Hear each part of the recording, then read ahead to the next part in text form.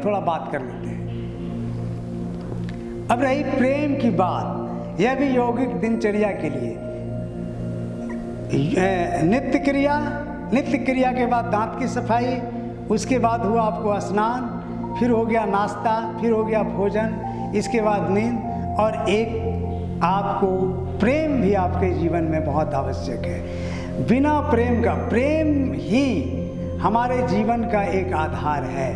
अगर हमारी गृहस्थी में प्रेम आ जाए, हमारा गृहस्थ जीवन प्रेम पूर्ण हो, तो गृहस्थी का प्रेम फैल करके धीरे धीरे यह पूरे विश्व व्यापी हो जाता है यह प्रेम।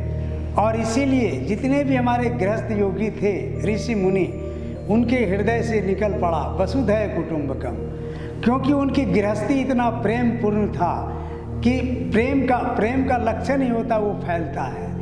प्रेम को अगर सिकुड़ते चले जाएंगे तो वो सिकुड़ते सिकुड़ते वो क्या हो जाता है, अहंकार में बदल जाता है।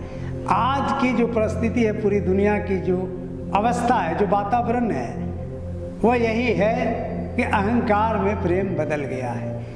इसलिए कि हमारा प्रेम बहुत सिकुड़ता चला जाता है।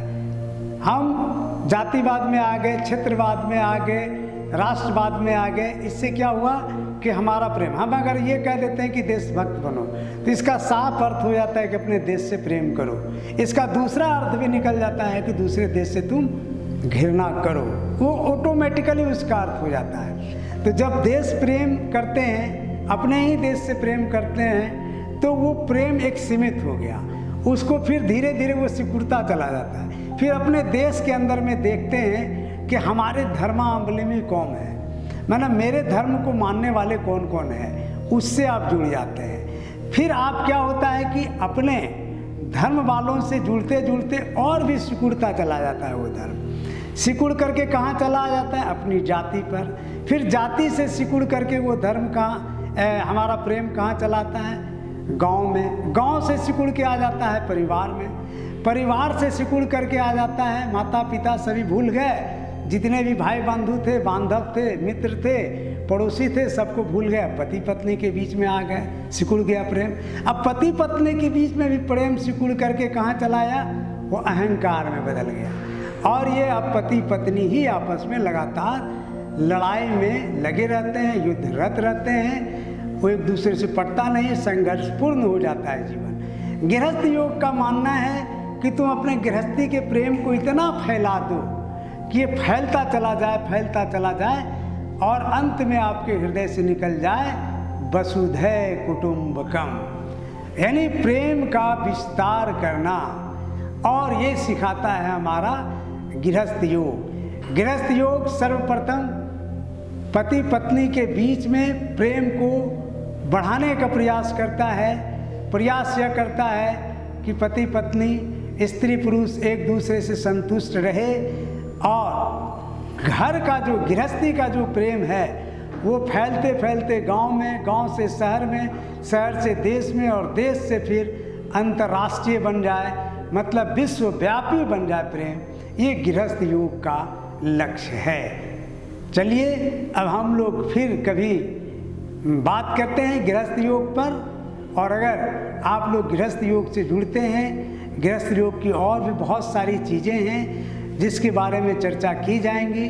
और अगर आप लोग इस गृहस्थ योग से जुड़ेंगे तो आप निश्चित तौर से पाएंगे कि गृहस्थ योग आपके जीवन में परिवर्तन ला रहा है, आपके जीवन को खुशियों से, आपके जीवन को शांति से, आपके जीवन को सुख से, समृद्धि से, चैन से भरता चला जा रहा है। और डे बाय डे जैसे जैसे आज की स्थिति क्या है, आज की स्थिति है कि आपकी उपलब्धि बढ़ रही है, सफलताएं मिलती चली गई, आप कहां से कहां पहुंच गए। कभी आप कॉलेज से निकलते हैं, बड़ी नौकरी मिल जाती है, फिर अच्छी पत्नी मिलती है, फिर बच्चे आ जाते हैं, और डे बाय डे बार बार आपका जो है तनाव बढ़ता चला जाता है। उपलब्धियों के साथ साथ आपका तनाव भी बढ़ता चला जा रहा है। उसका कारण है कि कहीं ना कहीं आपसे चूक हो रही है। अगर हम ये आपको जानना चाहिए कि आपको मंजिल मन से नहीं मिलता है, आपको मंजिल मिलता है रास्ता से।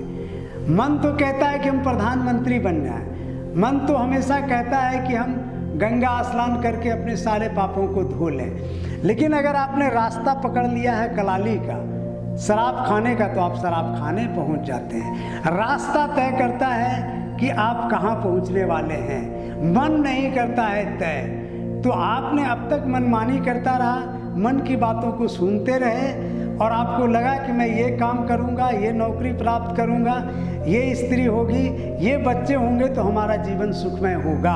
और एक ऐसे कैदी आप बन जाते हैं जिसमें कि आपका दम घुटता रहता है, एक जेल में प्रवेश कर जाते हैं। जेल का मतलब होगा, कैदी तो ये जानता है कि किस रास्ता से होकर मैंने जेल में प्रवेश किया, लेकिन कैदी फिर उस जेल से बाहर निकल नहीं पाता है। कैदी जानता है कि रास्ता कौन सा है, किस रास्ता से होकर के मैंने जेल में प्रवेश किया, लेकिन वो जेल में ही फड़फड़ाता रहता है, निकल नहीं पाता है। योग प्रेमी बंधुओं, आशा मैं करता हूँ कि मेरी बातें आप लोगों को पसंद पड़ी हों, और यदि आपको पसंद पड़ता है तो हमारा जो चैनल है उसको सब्सक्राइब करें और इसका जो भी है गृहस्थ योग का लाभ उठाएं और अपने जीवन को सुखमय, शांतिमय, स्वास्थ्य से भरें। यही मैं कह करके अपना कमेंट जो हो अपना लिखेंगे, और मेरा प्रयास यही होगा कि हम ज़्यादा से ज़्यादा प्रयास यही करेंगे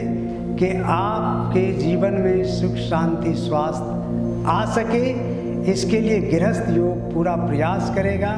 आप अपना सुझाव, आप अपना कमेंट भेजें। चलिए, धन्यवाद। हरि ओम।